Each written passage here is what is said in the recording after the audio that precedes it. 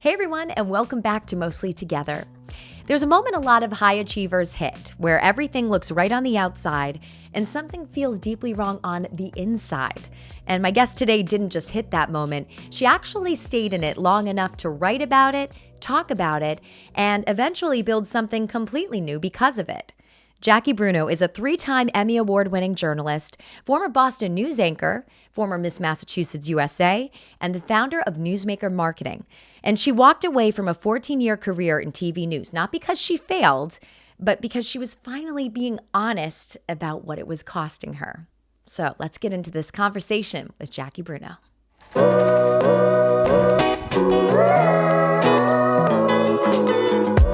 on. There we go. Can you hear me? Yes, you look so good. Thank you. This is our the dining background, room. perfect. Do you like it? It looks perfect. Yes. I don't have I thought about taking you to my boot closet, but that might be weird to talk to my closet. I don't know. I bet you have some great boots, though. Oh, do I have some great boots? It's so good to see you. You have not changed. You're just like glowing even more, honestly. You're so sweet. Same to you. Oh. I think that, thank you for Botox. That's the only reason why I probably haven't changed that much. I don't move above the brows. Nothing good happens above the brows, I joke. But otherwise, I think, trying to find joy where I can find it is my little secret to life. I find that there's been this through line, having guests come on the show and people from, my past basically, and reconnecting, which has been so awesome because, there were so many amazing times, especially like in our 20s, when we were just like coming with these little babies trying to look old on TV and coming up through the ranks. I remember I used to buy these like pastel skirted suits, and I remember, we had that massive tornado, and I was out there in a skirted suit because I wanted to look really good in case I got a good story. And there it was like, why didn't I wear like disaster wear? And then someone was joking that, what do you mean you have disaster wear? And I'm like, yes, you do. We have rain wear, we have disaster wear, we have, news team you trust wear. Yeah. Which has been such a blessing since leaving news. Is really now I live in black t-shirts and I can wear whatever I want. I remember we couldn't wear black for so long. Oh, yes, that's right. Oh, when the consultants would come to the station. Remember those days? The insultants is what we like to call them. Yeah. One actually took it was like she had a razor in her pocket and was like, and she started like hacking away at my eyebrows. Oh my God. This was back when I was newly pregnant with my first son and didn't even know it yet. So of course, what did my hormonal self do? Spontaneously cry. I think I'd still cry if anybody came at me with a razor in my eyebrows. And you have the best eyebrows too. My gosh, I shaved all mine off in the 90s. Oh my goodness. Mine are surprised from birth. They thought that they could make them grow lower. You cannot. They are naturally right here. I actually do remember you telling me about these pictures when you were younger with big glasses. Oh, yeah. And I remember... I'll send some so you can put it right there. Yeah, I remember relating so well to that because I totally had the horrible 90s, bangs across the way, the Sally Jesse Raphael glasses. The 90s were a great time, but it was a tough time, image-wise. There was probably a very large book in some salon that we picked out a haircut, and I thought a wedge would have been a good idea. Oh, I had a wedge. And she looked so glamorous with her curly hair, and I thought, I have curly hair. This is what my hair will look like if I cut it like this. Oh, my gosh. That's not true. And, didn't work out. Didn't work out. I joke that my life has been like the Princess Diaries. I get my hair straightened, I get contacts, and suddenly my life changes. And let's not forget, the Miss Massachusetts too. Yes, eons ago, in another century, my kids like to say during the it wasn't Miss Mass in the 1980s, but they call the 1980s the ancient times. Oh, really? So sometime after the ancient times when I was born, but still. About 20 years ago, I was Miss Massachusetts. It's wild to think. Wow. Actually, I've been in that top 5, on TV. And You're just like, please say something smart. Please say something smart, because you don't know what your question's going to be. So it's a lot of pressure. Yes. How did you get into beauty pageants and end up on the stage in that moment, in the top 5? What was that like? Yeah, that was at Miss Teen USA in 2003 when I was representing Mass in that pageant. And thankfully, they gave me a much easier question. What qualities do you look for in a best friend? And I think I said sincerity, honesty. And then I thought, rule of threes, need one more. Personality. And that's what they're there for. So personality. Now, I did not win. Actually, Miss Congeniality won. And the minute she got Miss Congeniality, I go, I'm sunk. They're going to pick her. Oh my gosh. And they did. So that worked out. One thing I think we both can identify with, having been through different phases in our life now, from pageants to news to everything and motherhood and, the things that life throws at us, is that you cannot look back and wonder what if. You can only look back and say, that was the lesson learned, that was experience, that was so many memories, and just be grateful for what life's been, what's been given to you, because even in tough times, awkward times, joyful times, there's so much that you learn. Mm-hmm. Oh, you couldn't have said that better. I hate the what ifs. That's why I don't live in the fear. I lean into it, right? Because you just don't want to be sitting there wondering, what if I did this? Where would I be? Yeah. And And that's why I got into pageants. I thought, I would love watching these. And I started modeling. But when I was modeling, it was during that, awkward kind of look phase. So it worked out really well because I was really tall and really skinny and kind of awkward still. And then as I got less awkward, they had less opportunities unless I wanted to do more swimsuit or lingerie. And I thought, I want to be on the news. I can't do that. I remember once I had a news director say that I had to clean up my online presence just because of the swimsuit pictures from Miss USA. And I said, I hope those never leave the internet, because I've got to look like that anymore for a very long time. So please, those cannot come down. I think the interesting part that people don't realize is that when we sign a news contract, we're signing away the likeness that we own as a person. Our names, anything associated with our name, our face, they own you in a lot of ways. Yeah, exactly. So let's back it up. Where in Massachusetts are you from originally? I am from Freetown, Massachusetts, born and raised, South Coast, Massachusetts area, right between Taunton, Fall River, and New Bedford. Oh. And when I said that to Ben Affleck, he went, eek. Well, he didn't say eek, but he went, ooh. And I said, hey, Mr. Cambridge, you think that you can play like some sort of gangster? You can't hack it in my hood? Down in New Bedford. Down in Bedford, the best Portuguese food, the hardest working people. When I interviewed Anthony Bourdain, he said that kale soup is the, nectar of the gods. And it just affirmed my entire childhood and background. And I was so proud. Right. He learned how to cook down in Provincetown from everybody from the Azores. That's so right. Being an Azorian, Italian, Irish, you know what? I'm a product of my community. So, I was thinking back to our days at 22 News, and I keep thinking about the version of us back then and what we thought life was like. And I wanted to ask you, if you could sit across from that version of yourself now, what would you tell her? I'm so proud of you. I'm so proud of you for all the hardships, all the things that you have overcome this far. And it's not going to be easy, but you'll be really proud of this, Jackie, too. And I think that was a beautiful time. We were really blessed. We had a great group with us in Springfield at that time. And I think, we all still are very much friends and stay in touch with so many of the people that worked in the area back then. And it was really, really such a blessing to be able to have so many people that we got to come up in the business with and watch everybody succeed and genuinely support each other. I do want to highlight that we did support each other to the point where we all went our separate ways, and we all were still cheering for each other on the sidelines, wherever we all ended up, which is so cool, which is why I was so excited when I started this podcast. I'm like, oh my gosh, it's so fun to catch up with a bunch of you, you know what I mean? And seeing like with where we all were then, where we all are now, what we did with our lives, the growth, the identity shifts, right? By things that have changed. And when you wrote that article, Jackie, for the Boston Magazine, I thank you, number one. And number two, I had chills. I remember crying reading it. It was really hard to write, I have to say. I can't imagine. It took me a while, especially since in news we write in, this happened, then this happened, this happened. done, you Right. know.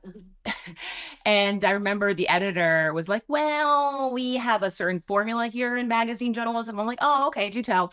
We want you to start with you crying on the floor. And I'm like, that's very vulnerable. Hmm. Or like, what was it like? And I was like, I don't know. I was crying on the floor. Yes, that's what we need to start with.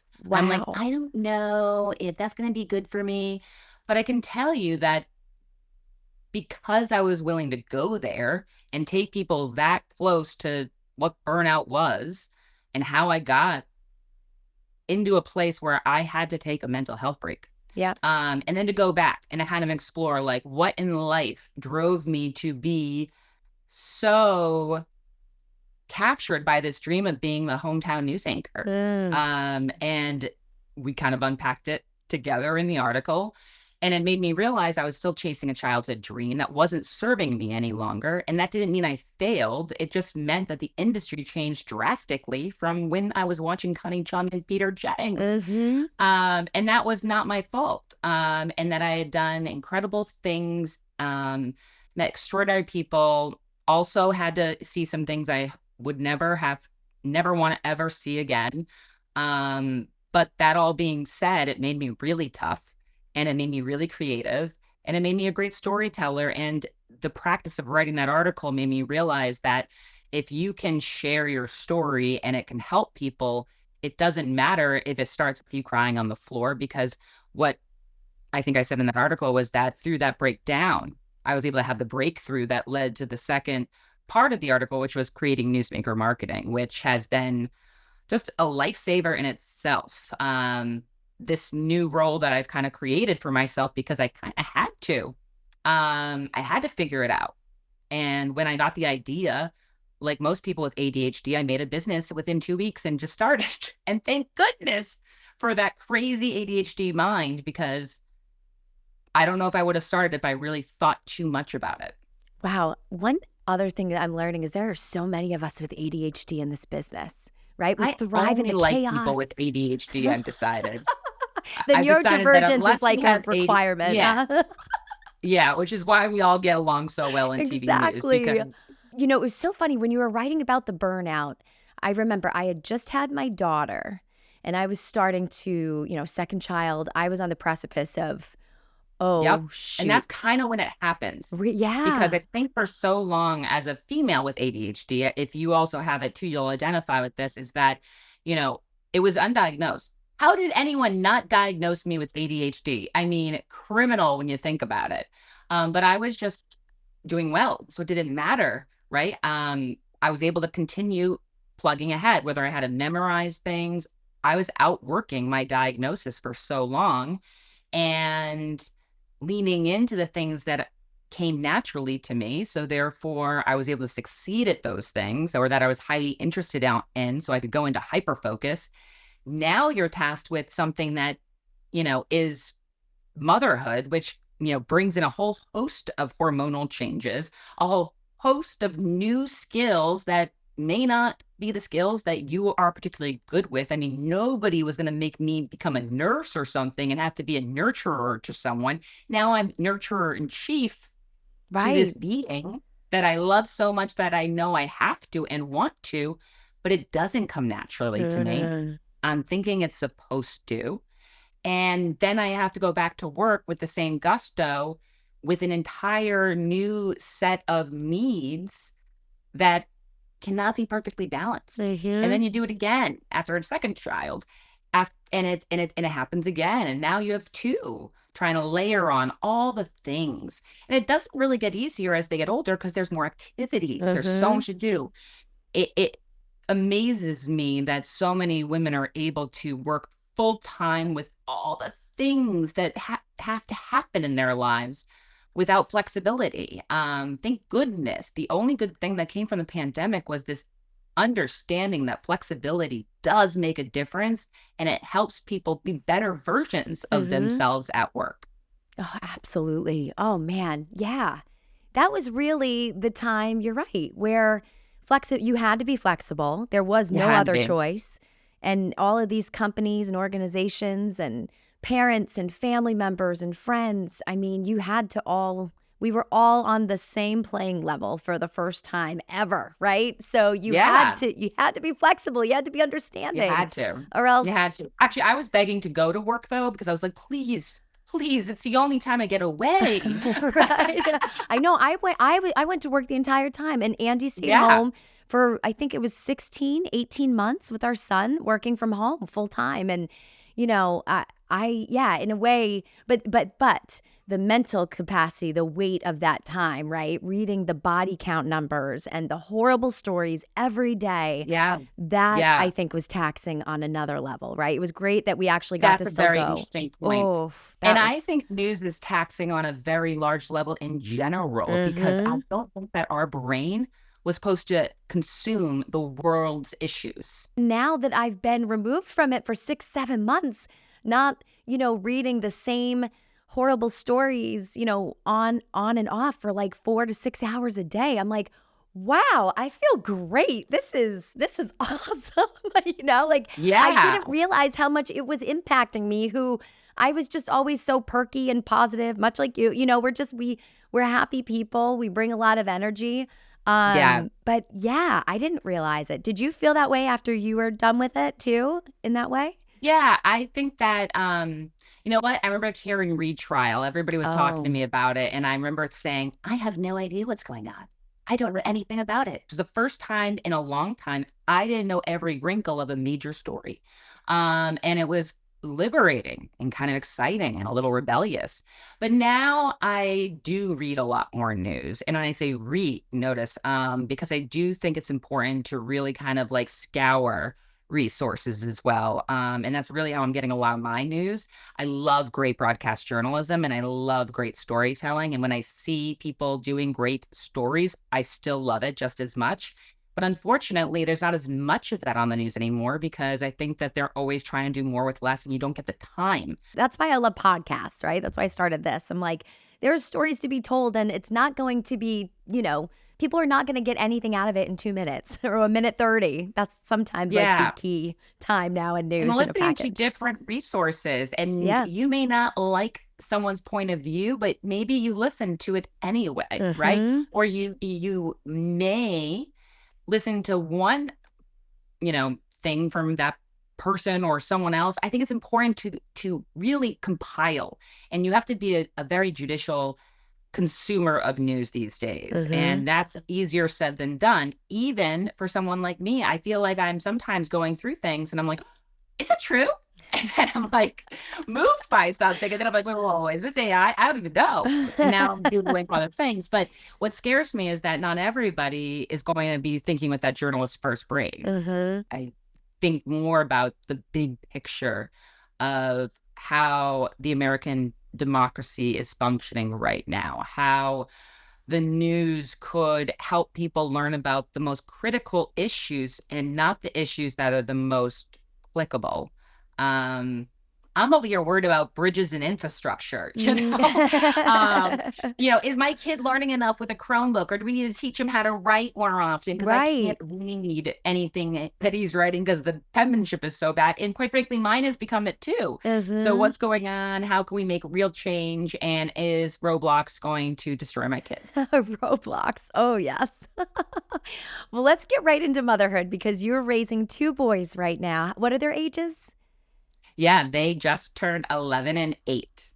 Wow. I know, it's Oh my wild. I was a gosh. teenage mother. Kidding, I Wow. wasn't. So crazy. We're not, that's, wow. I can't believe how much time has passed. That's crazy. I remember you pregnant with your first. Wow. I know. Oh boy, was I pregnant Oh. too. I delivered Gronk-sized babies. James came home in 3-month-old clothing. Oh my God. Really? Yes. Yes. Oh, wow. They're still off the charts. It's wild. Oh my gosh. They're going to eat their way through your house too in Oh, those teen I years. can't eat goldfish. The amount of goldfish in this house. And they don't like to eat out of the big boxes. They only like the packets. So the Oh, packets are everywhere. the wrapper. Yes. Oh my gosh. And they throw the packets away and flush a toilet for me. This is my life of choice. Yes. I don't ask for much, guys. Oh, why don't they flush the toilet? I don't get that. So, Jackie, how did becoming a mother really like reshape how you think about work and how you think about success? Well, I don't know if it did immediately. Obviously, everything kind of compiled, but after doing therapy, that kind of made me understand it was okay to figure out another way to live. I think what I realized was I was basing my worth on achievements. Mm. And when I was kind of reparenting myself a little bit, really taking a step back and saying, is that true? And what I realized was upon birth, these little blobs of flesh that are our beautiful cherub babies, right? They do nothing, absolutely nothing by themselves. And yet they are so worthy. So if we can give that to them, why can't we give that to ourselves? Mm. And so that was a real aha moment, that my love for them should be also given to myself. So now I think that I just really kind of, you know, it's not like depression goes away. It's something I still practice.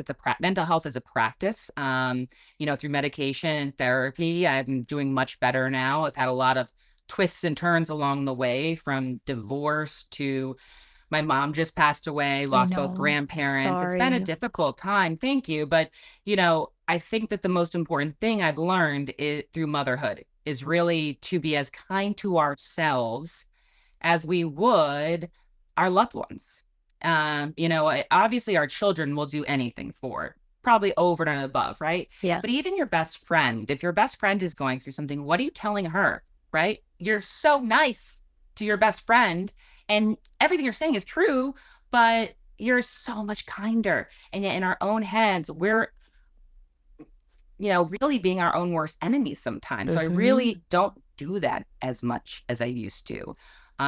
If I'm not having a good day, I let myself kind of not have a good day. Mm. And on days that I am having a good day, I get a whole lot done.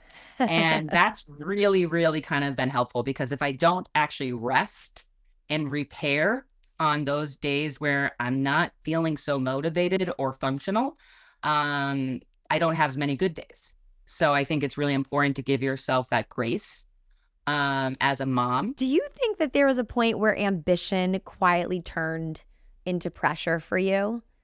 And were you able to like Yeah. realize that? Because I'm so curious with when you were saying a little earlier about, the pressure to succeed, you know what I mean? And how that played into when you became a mom too. It like I could totally relate to that. I know it was pressure I was putting on myself. It wasn't my parents. It wasn't really anyone else. I just put a ton of pressure on Oh, myself. Are you 100%. that way Are you too? an eldest daughter by any chance? Yes, I Oh, me am. too. Me too. Oh, there. Yeah. So this is a familiar story, right? That we want to please, and if you're basing your worth on your achievements, ambition is your identity. And ambition is critically important. And I think it's something that is great until it's not. And if it's not serving you, then you're not wanting the right things. I think I was in a unique situation because I wanted to get to a certain place, and then I wanted to make a certain amount of money. And as you know, the industry was changing so fast and people really weren't making the money that they used to. And I think that in some ways, I was in survival mode, for a lot of different reasons that I don't have to get into now. But I think that that was not helping either. So Mm-hmm. what I'm really proud of too is, changing my life, making the decision to be on my own, making the decision to start a business with people that I deeply respect. I mean, my two partners in business could not be better people, or better storytellers or harder workers. And I keep on telling them that my best asset in this business is them. I can't have them burn out either. So sometimes I'm the tough one that has to say, no, we will not do that because I need to protect my team and it's outside of scope, or it's the week of Christmas and we'll get it to you in the next year. And that's okay. I think as journalists, we were asked to do such extraordinary things. Stay up Mm-hmm. all night to make a newscast was not an insane request. It was a necessary, someone had to do it, right? But because we were willing to do such immediate, fast, intense work, we think that's normal. And the majority of the world does not operate that way. Nope. Yeah, the overnight producing. I remember my first My first shift, I got sick that night. I felt my body was like, what are you doing? And I'm not Yeah. sleeping. It's just, and that's why when you wrote that article in the Boston Magazine and I'm reading it, it resonated so strongly, Jackie, but yet I wasn't ready to You have to be hear ready. that. And I wasn't Well, ready. you probably thought, I used to think that when people left the business, they're not as strong as I am. Some like badge of honor that I'm still in it, Right. And I think what I realized was no one could pay me enough to feel the way that I was feeling. Yeah. Yeah. Like if you think about when you're in a bad place that way, how much would it take to keep me in this place right now? And if the answer is no amount, you need to make a massive change. And I think for me, it was just, my body just collapsed. I really was super sick. I didn't know why. It wasn't COVID. It wasn't strep. I was just breaking down and I couldn't keep going physically, emotionally. And I stayed in bed for 2 whole weeks crying. And my whole family was just like, what has happened? She's never not reached the next pinnacle, let alone just seemingly gave up. This is so out of character and very alarming. And it was alarming to me too, because what am I going to do? And I realized I Right. didn't. And I was doing this also, mind you, in my parents' main house that was out by the ocean and it was beautiful. I thought, well, if this is my rock bottom, I am a lucky, lucky person. And why don't I go outside and enjoy that beautiful view with my kids? So I started doing that. And I started leaning into the things. Had this joy list. What do I like? And I realized I don't know. I don't know what I like for clothes. I don't know what I like to do outside of work anymore. Should I go twirl batons? Because that's what I did as a kid. That doesn't seem to fulfill the same way it used to. So I got a Bob Ross painting kit and finally did that. I wore Crocs all summer that were tie-dye and a tie-dye backpack that I just thought was so pretty. It reminded me of Lisa Frank and it just gave me joy. I went through anything I had that was a news dress and said, does this make me feel great? No, great. That's not something I'm going to wear anymore. Does this make me feel less stressed to basically wear the same thing every day? Yes, and I can do that.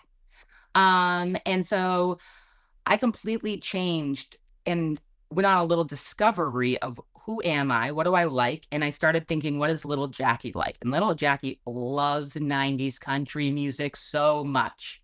And my greatest memories from my childhood was going to country music concerts with my grandparents.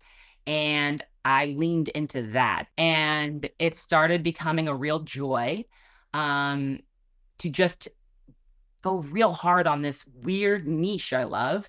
And it provided something to look forward to. So even in the darkest moments of divorce, of co-parenting, of, losing my 2 grandparents, of losing my mom so drastically to cancer, 6-week battle from diagnosed with metastatic stomach cancer. And the symptoms were completely masked by her use of a GLP-1 because she was losing weight from that, and then always had stomach issues her whole life. So we didn't see a ton. We used to joke that she always, poopy problems. That's what we call them. And unfortunately, those are the signs. So now I'm really also obsessed with, I just got a colonoscopy and I'm only 41. And I am making sure that now I realize health is wealth. And so between, finding ways to fuel and give myself joy while also doing the best work I can for our clients and being a great mom, that on the off time, it's important that I find ways to live and live well and create memories and joy. And that's okay. And it's not selfish. And in fact, it's actually critical that we as women start to kind of embrace who we are. And it's not just a mom. It's not just a wife. It's not just a friend. It's not just a daughter. Who are we? Right. And who we are now might be very different than who we were before. And I bet you, though, some of the most early things that you loved, you probably still really love. I can completely relate to that. And I love how you are holding space for yourself for what feels like or seems like from what you're saying, like the first time ever. And Yeah. I'm Yeah. so Because before it was pageants. What do I right. need to make others like me, choose me, pick me? News. What do I need to look like, be like, act like to be able to be successful in this industry? And then I remember, even though God bless my mother, she had a very strong sense of style and for interior design and everything. And I remember she said, "You used to be so classy. What happened?" And I said, "I'm not trying to impress you anymore." And it was a really important moment for me. And on her, the last few weeks of her life, she said how proud she was of me for all the things that I had overcome and accomplished. But I think that it's important that it doesn't matter what other people think.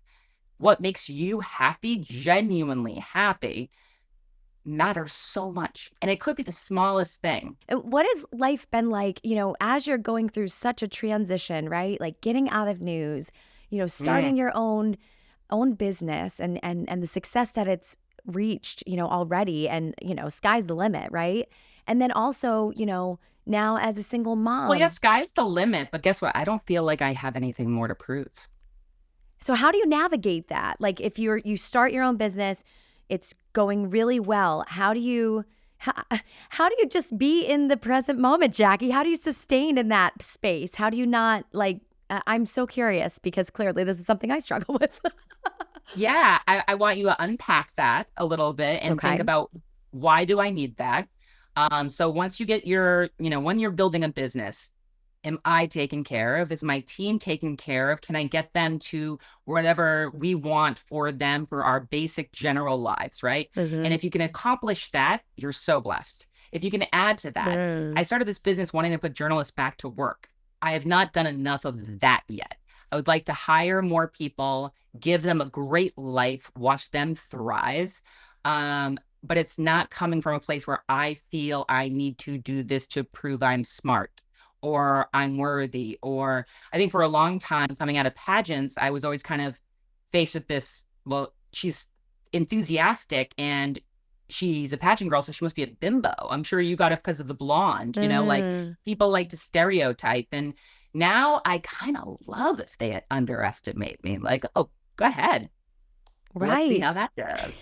And when I now am in my own arena that I built for myself, no one's holding me back. And so therefore, I think many of us in news, when you leave TV news, you thrive because there's no one that you have to ask permission to.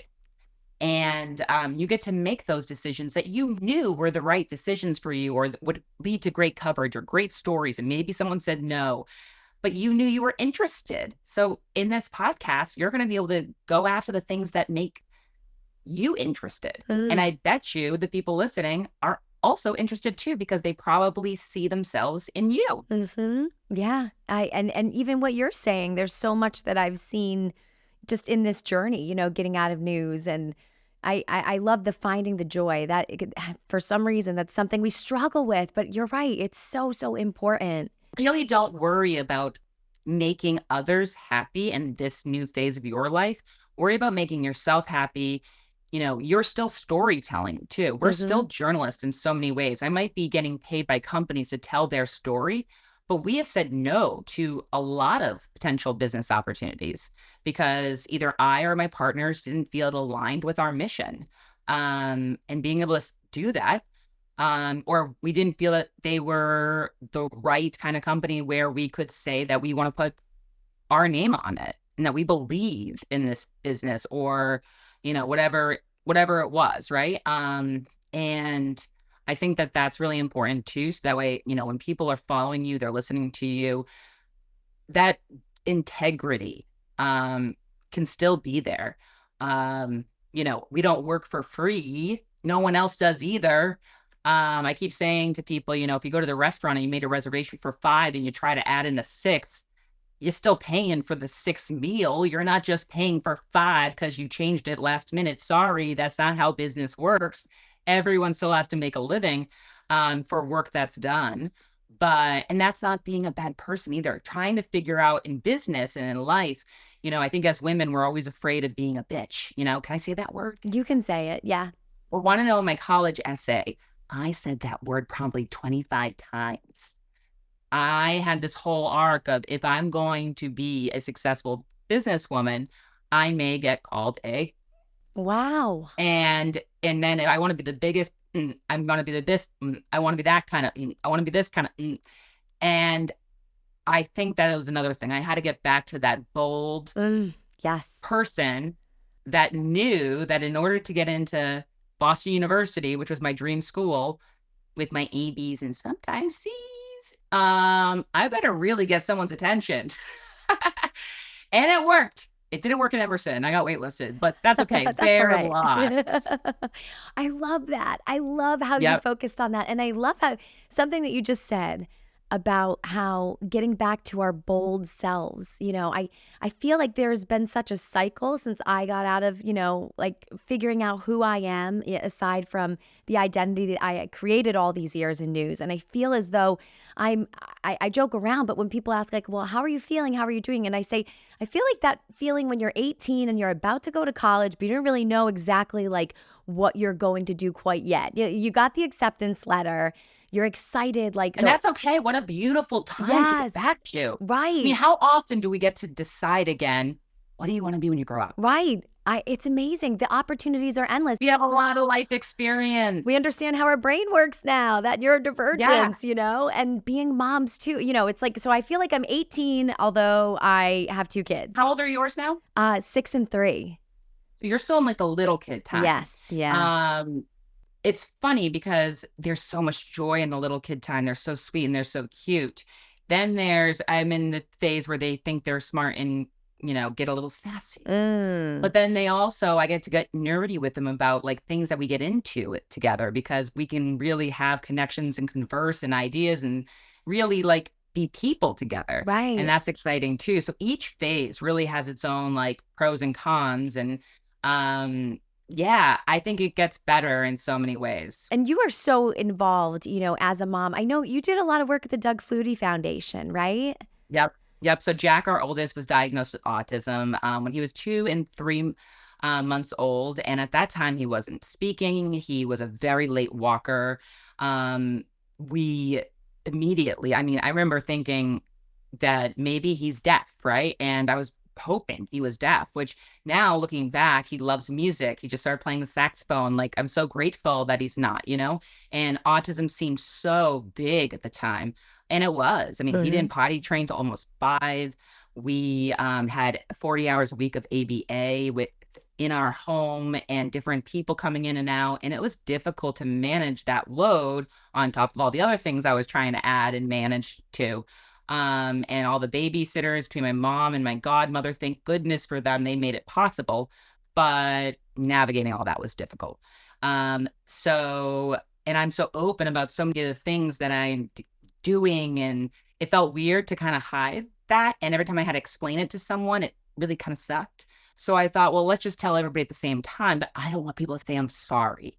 So we decided to do a fundraiser for the Flutie Foundation and said, P.S.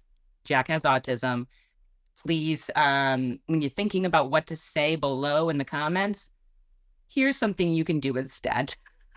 Donate to the Flutie Foundation. And we raised 10 grand overnight. I was shocked. Wow, overnight? Overnight. We ended up raising over $26,000 that first year, maybe even 27. I think it was incredible. I was just amazed at the outpouring. And then it kind of created this new community. I can report now that Jack is doing really well. We had him recently evaluated because I think he just has severe ADHD like me.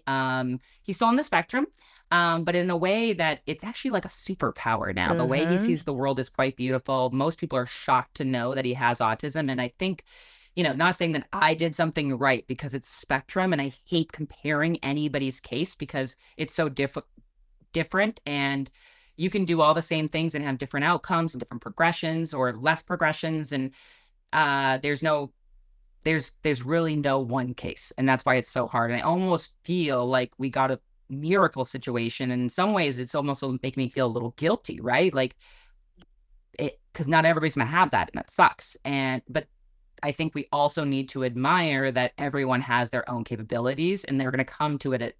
But I think that kind of also showed type A me, who wants to do everything perfect to a certain degree and fast and furious and reach new levels. I got through that time by saying, yeah, well, he'll talk before he gets to college. He's gonna do this before, like, we just took the timelines off and threw them out. He'll be pooping on the potty before he goes to college, guys. Like, I'd make that joke, but that really took something off my plate. I didn't have to say that it was going to be, and everything. And Jack did everything on his own timeline. And once he did it, he mastered it. I think when you think about like ambition, what are the great rewards in life? You need enough money to not be in survival mode, to have enough to, do the things you want to do. Being able to take them on a cruise and pay for it myself really meant a lot. That's pride, right? Coming from a place where I was in financial debt in my marriage because of circumstances may have been out of my control. But that being said, to repair that, to start a new business, I could not have brought Newsmaker to where it is without my partners and my employee, Michaela. Liam, Rachel, and Michaela have been godsends to us. And even when my mom was going through everything, I was able to lean out for 3 months. I mean, where could I have done that? And they took on everything.